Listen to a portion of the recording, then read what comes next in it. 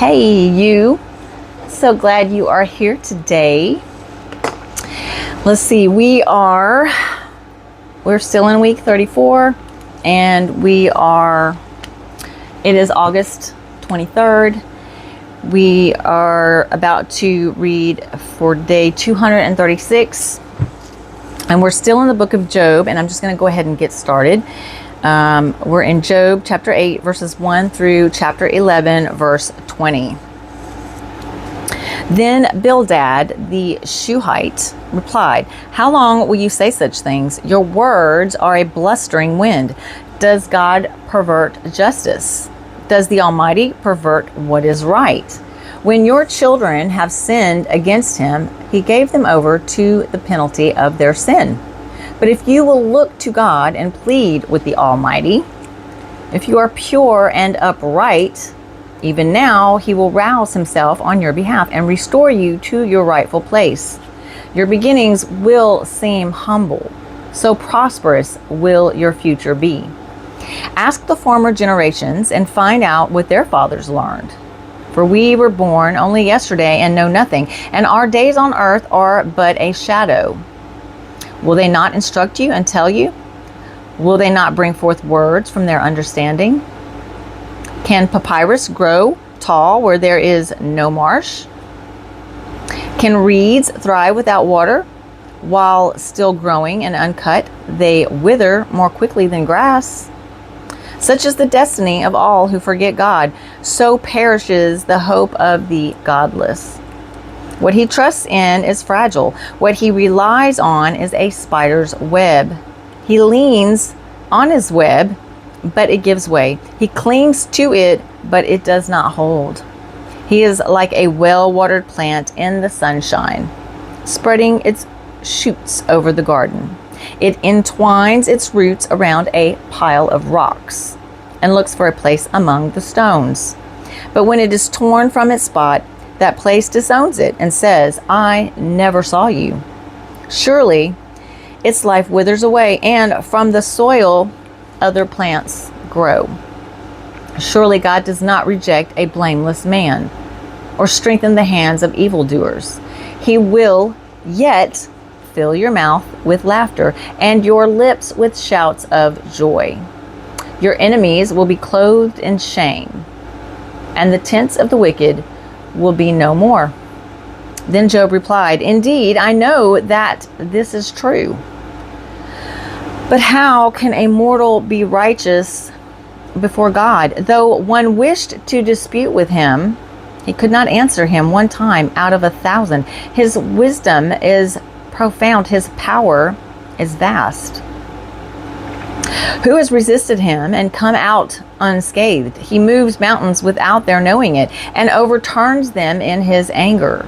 He shakes the earth from its place and makes its pillars tremble. He speaks to the sun, and it does not shine.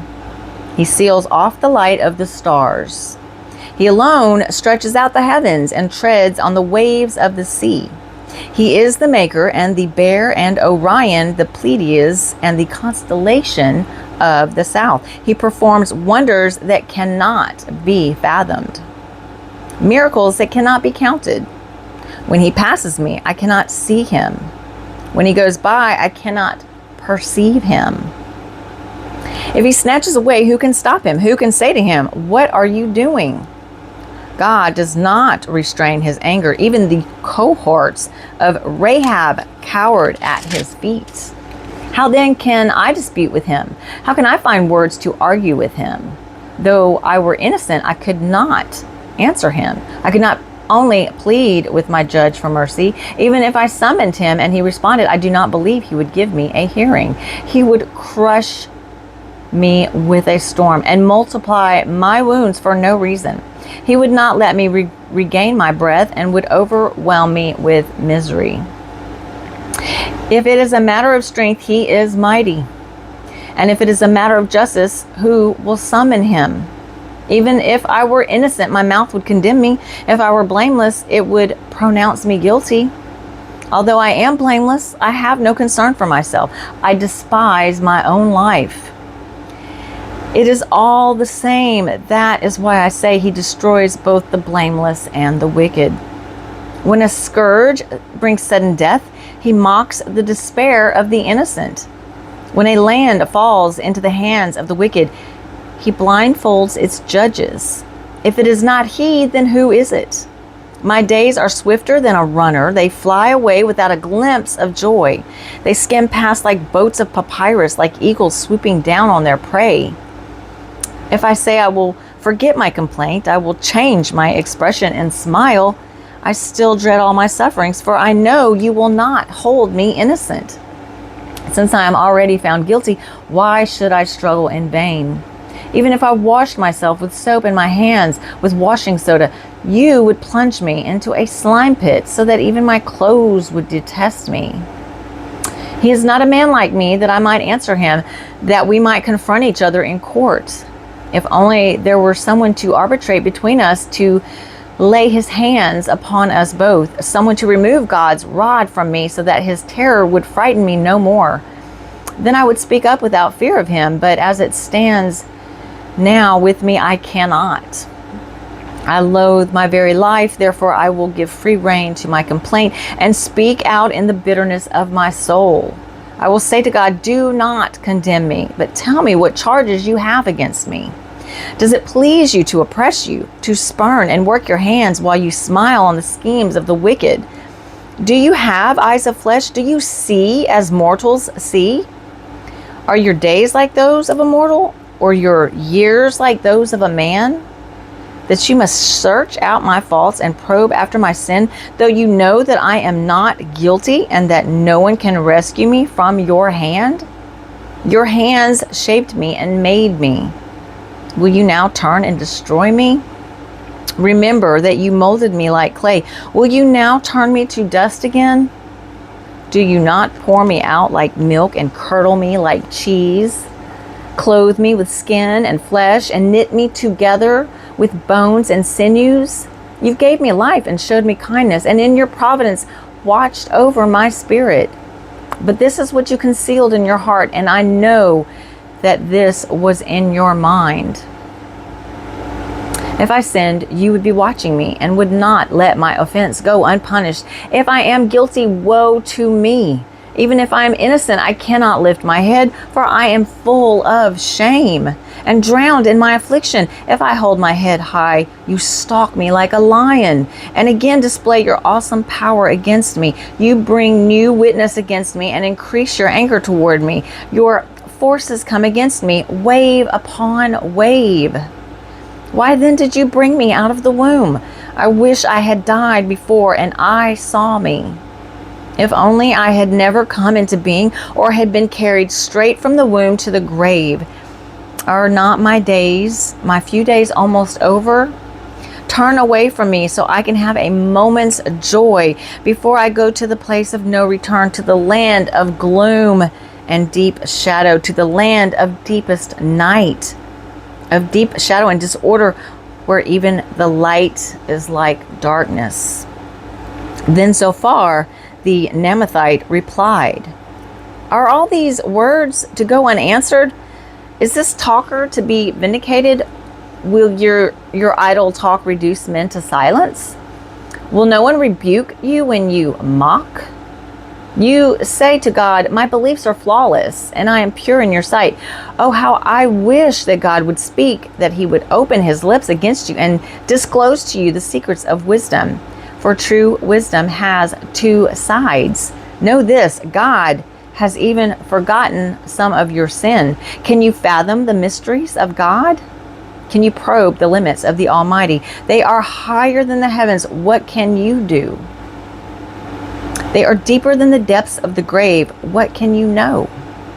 Their measure is longer than the earth and wider than the sea. If he comes along and confines you in prison and convenes a court, who can oppose him? Surely he recognizes deceitful men, and when he sees evil, does he not take note? But a witless man can no more become wise than a wild donkey's colt can be born a man. Yet if you devote your heart to him and stretch out your hands to him, if you put away the sin that is in your hand and allow no evil to dwell in your tent, then you will lift up your face without shame. You will stand firm and without fear. You will surely forget your trouble, recalling it only as waters gone by. Life will be brighter than noonday, and darkness will become like morning. You will be secure because there is hope. You will look about you and take your rest in safety. You will lie down with no one to make you afraid. And many will court your favor, but the eyes of the wicked will fail, and escape will elude them. Their hope will become a dying grasp. All right, now we're going to move into New Testament. And we are still in the book of 1 Corinthians, and we will be reading chapter 15, 1 through 28. Now, brothers, I want to remind you of the gospel I preached to you, which you received and on which you have taken your stand. By this gospel you are saved, if you hold firmly to the word I preached to you. Otherwise, you have believed in vain. For what I received, I passed on to you as of first importance, that Christ died for our sins according to the Scriptures, that he was buried, that he was raised on the third day according to the Scriptures, and that he appeared to Peter and then the 12. After that, he appeared to more than 500 of the brothers at the same time, most of whom are still living, though some have fallen asleep. Then he appeared to James, then to all the apostles, and last of all he appeared to me also, as to one abnormally born. For I am the least of the apostles, and do not even deserve to be called an apostle, because I persecuted the church of God. But by the grace of God I am what I am, and his grace to me was not without effect. No, I worked harder than all of them, yet not I, but the grace of God that was with me. Whether then it was I or they, this is what we preach, and this is what you believed. But if it is preached that Christ has been raised from the dead, how can some of you say that there is no resurrection of the dead? If there is no resurrection of the dead, then not even Christ has been raised. And if Christ has not been raised, our preaching is useless, and so is your faith. More than that, we are then found to be false witnesses about God. For we have testified about God that he raised Christ from the dead, but he did not raise him, if in fact the dead are not raised. For if the dead are not raised, then Christ has not been raised either. And if Christ has not been raised, your faith is futile. You are still in your sins. Then those also who have fallen asleep in Christ are lost. If only for this life we have hope in Christ, we are to be pitied more than all men. But Christ has indeed been raised from the dead, the first fruits of those who have fallen asleep. For since death came through a man, the resurrection of the dead comes also through man. For as in Adam all die, so in Christ all will be made alive. But each in his own turn, Christ the firstfruits, then when he comes, those who belong to him. Then the end will come when he hands over the kingdom to God the Father, after he has destroyed all dominion, authority, and power. For he must reign until he has put all his enemies under his feet.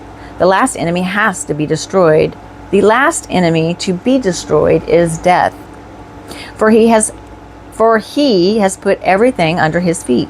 Now when it says that everything has been put under him, it is clear that this does not include God himself, who put everything under Christ. When he has done this, then the Son himself will be made subject to him, who put everything under him, so that God may be all in all. Now we're going to move on to the book of Psalm, and we will be reading chapter 38, verses 1 through 22. O Lord, do not rebuke me in your anger, or discipline me in your wrath. For your arrows have pierced me, and your hand has come down upon me. Because of your wrath, there is no health in my body. My bones have no soundness because of my sin. My guilt has overwhelmed me like a burden too heavy to bear. My wounds fester and are loathsome because of my sinful folly. I am bowed down and brought very low. All day long I go about mourning. My back is filled with searing pain. There is no health in my body. I am feeble and utterly crushed. I groan in anguish of heart. All my longings lie open before you, O Lord. My sighing is not hidden from you. My heart pounds. My strength fails me. Even the light has gone from my eyes. My friends and companions avoid me because of my wounds. My neighbors stay far away. Those who seek my life set their traps. Those who would harm me talk of my ruin. All day long they plot deception. I am like a deaf man who cannot hear, like a mute who cannot open his mouth. I have become like a man who does not hear, whose mouth can offer no reply. I wait for you, O Lord. You will answer, O Lord my God, for I said, do not let them gloat or exalt themselves over me when my foot slips. For I am about to fall, and my pain is ever with me. I confess my iniquity. I am troubled by my sin. Many are those who are my vigorous enemies. Those who hate me without reason are numerous. Those who repay my good with evil slander me when I pursue what is good. O Lord, do not forsake me. Be not far from me, O my God. Come quickly to help me, O Lord, my Savior. And last but not least, we have the book of Proverbs, chapter 21, verse 28 through 29. A false witness will perish, and whoever listens to him will be destroyed forever. A wicked man puts up a bold front, but an upright man gives thought to his ways. Okay, guys, that concludes today's reading. And as usual, thank you so very much for spending your morning with me and allowing me to read God's Word to you. This is such a precious time, and like I always say, time is our most precious commodity. So thank you very much for spending it with me and for starting your day in God's Word. I hope God blesses the rest of your day. I hope you have a fantastic day, and that God puts the most amazing people in your path and uses you as an amazing tool to bring more people to His kingdom, because that's our true purpose. We are here for the sole purpose of winning more souls to His kingdom. So may your day be blessed and enriched, and I hope that you have a great rest of your day. Bye.